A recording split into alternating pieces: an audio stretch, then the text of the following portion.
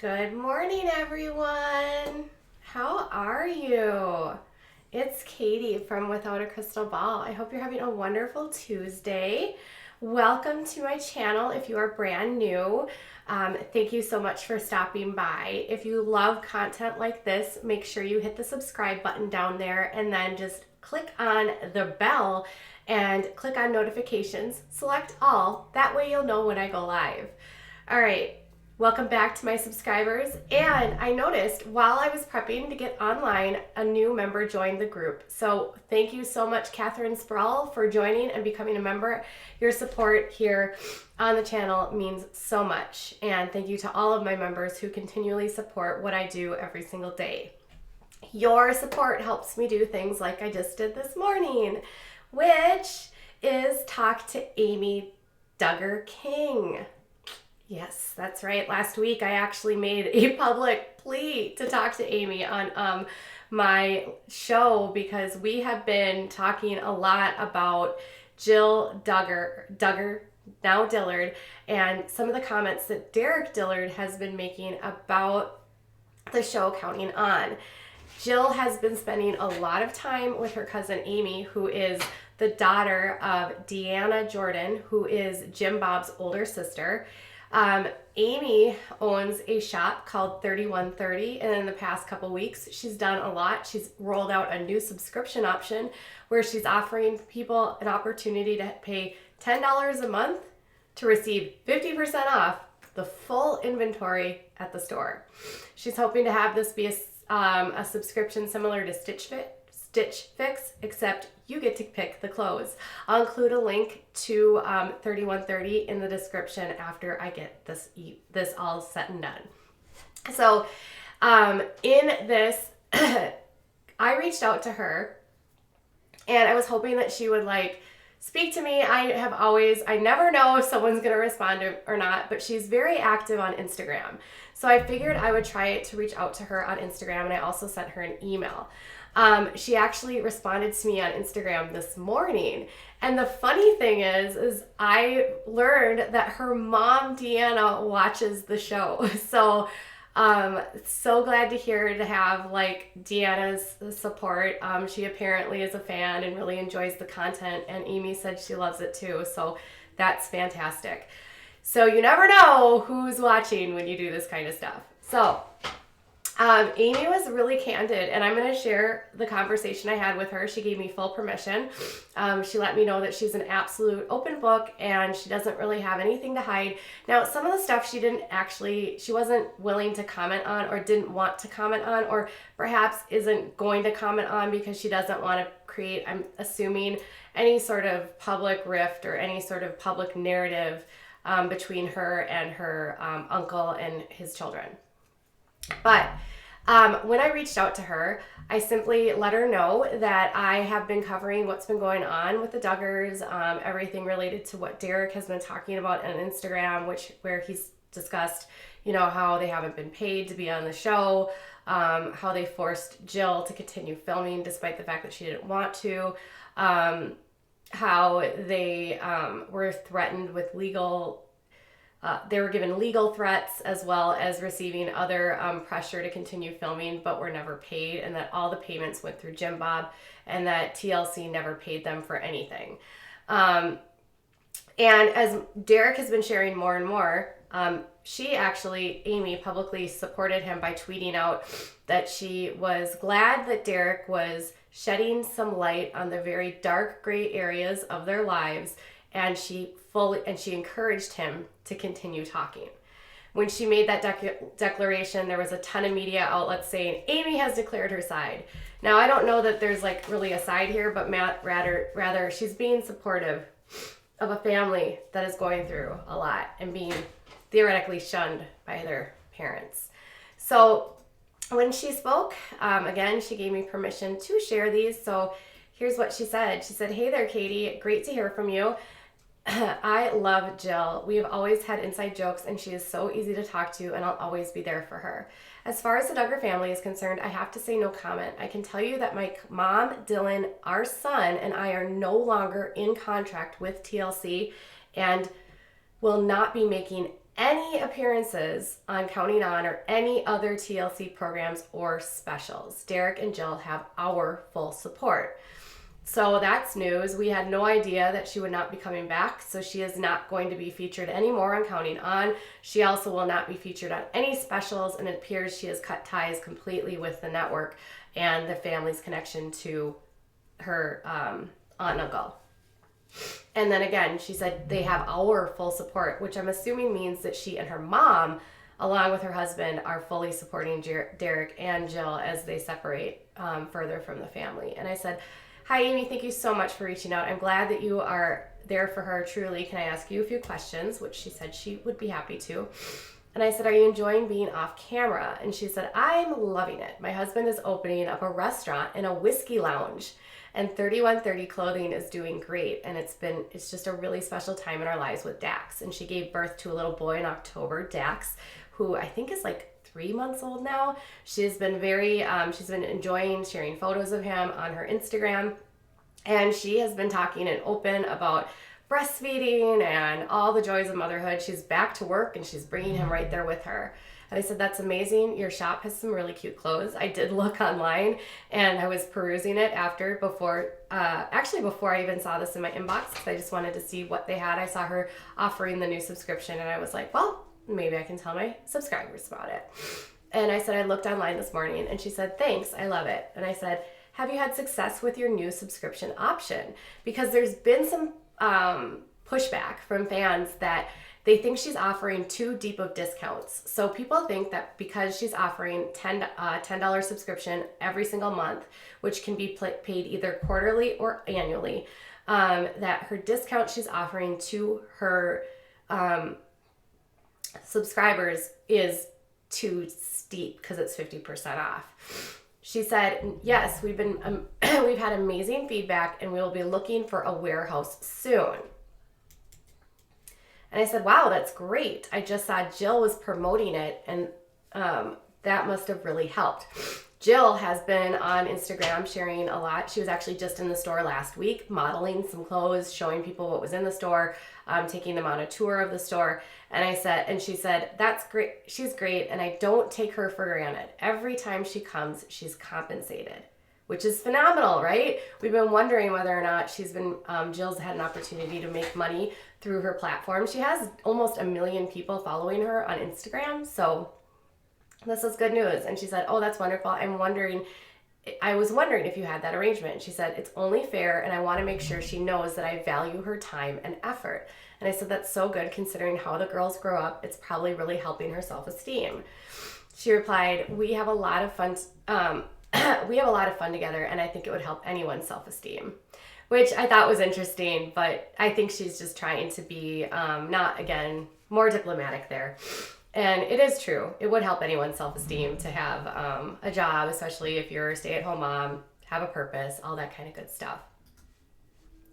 So I said, what has been the biggest challenge for you since leaving the show? I've noticed the comments can be brutal. And she said, I pay no attention to them. Wow, that's awesome. And she said, comments are by people who don't even know the real me. Besides, everyone is entitled to their own opinion. I've been known to clap back a few times. Ha. Honestly, there hasn't been any challenge. It's like being normal. I like being normal. I like that I make my own schedule. She does get, if people are, aggressive on her Instagram, she will definitely, clap right back and defend herself, which is refreshing for sure to see in this family.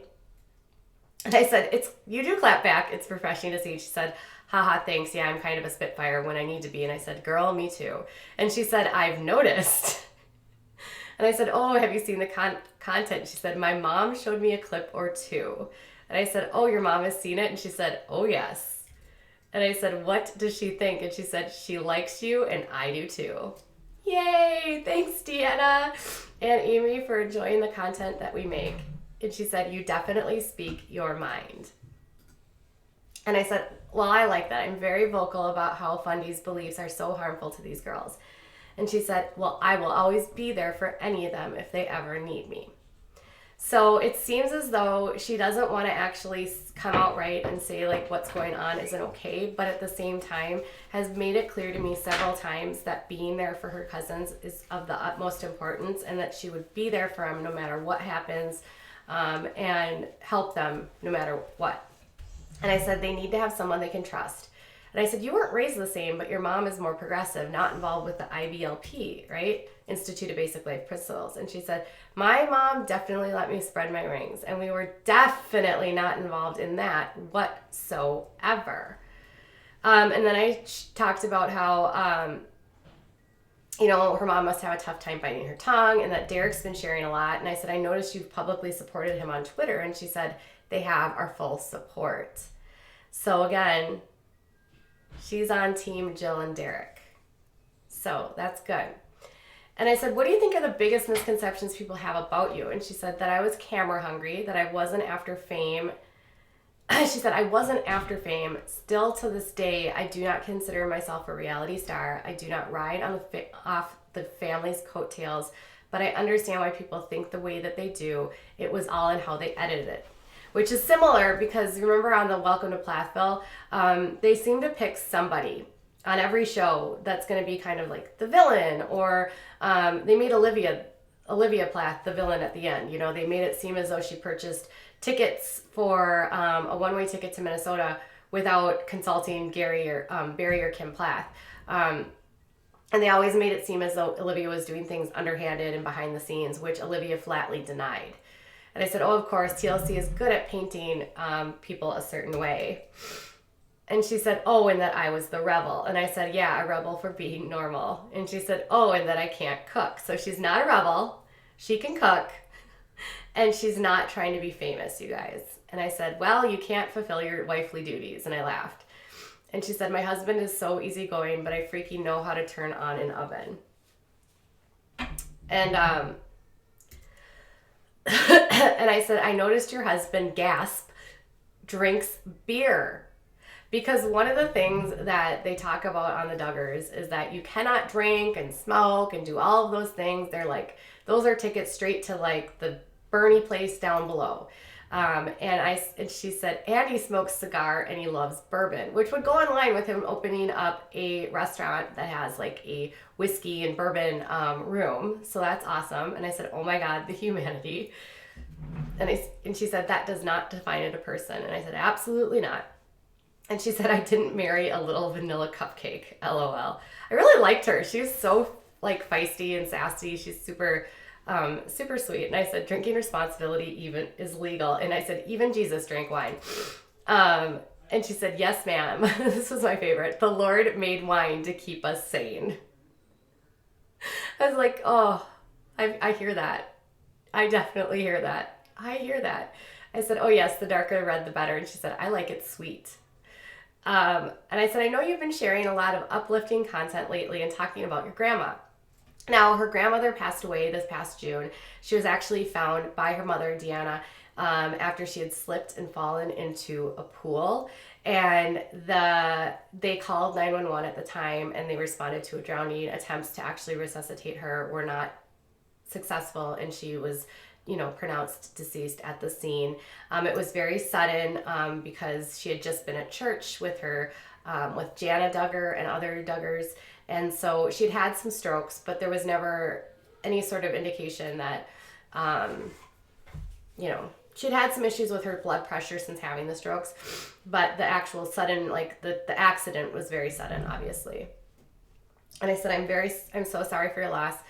Amy actually, I was doing some digging. She actually spent nearly every day with her grandma. She actually, after her grandmother died, she credited her grandma along with her mother for raising her. She said she had spent nearly every day of her life growing up with her grandmother, had lunch with her at least 3 times a week, and spent a lot of time with her, texting or calling her on the phone. And her grandmother shared a ton of inspirational quotes and devotionals, and she is now in the new year sharing all of those on Instagram. And then I said, I'm so sorry for your loss. And she said, yeah. And I said, her death was so sudden. How are you coping? And she said, she gave me books filled with inspirational quotes and verses, things to help me on my life's journey. I spent almost every single day with her. And I said, wow, you guys were so close. And she said, so I'm honoring her by reading daily devotionals on my stories. And she said, I have atheists, LGBT, all follow me, and I love it. I try not to preach, but even if you don't believe, you can take something out of it and apply it to your life. And I said, I'm an atheist. And she said, see, there you go. You do you. So she has been doing some really like sort of uplifting quotes and talking about the devotionals that her grandmother gave her. They're really sweet. And again, whether you believe or not, they do have something that you can take out of it. So if you haven't followed her on Instagram, I would definitely suggest you do if you are looking for something uplifting. And I said, that's my belief. Respect others' right to believe or not believe. And she said, I'm not here to judge anyone. Exactly. And I said, so you support the LGBTQ? And that's great. She said, I have friends that are in it. So she is a avid supporter. That's like awesome, right? Because there are a lot of family members that are vocally against this lifestyle, and very against a lot of different things that are in the worldly world that we live in. So she drinks wine. She's normal, you guys. She's a normal mom. She has a job. She goes to work. She has a husband. They're both small business owners. You know, she's not like living the fundy life. She wore pants growing up, you know. She went to secular school, watched secular TV, watched mainstream media and movies. So the fact now that she is sort of a support for Jill is phenomenal. And I'm glad that she is willing to be there for Jill during this tough time. It was fun to hear some things about her life, which is amazing. I think TLC does a really crappy job of painting people a certain way. And unfortunately, if you're not a main character, you don't necessarily get the best edit.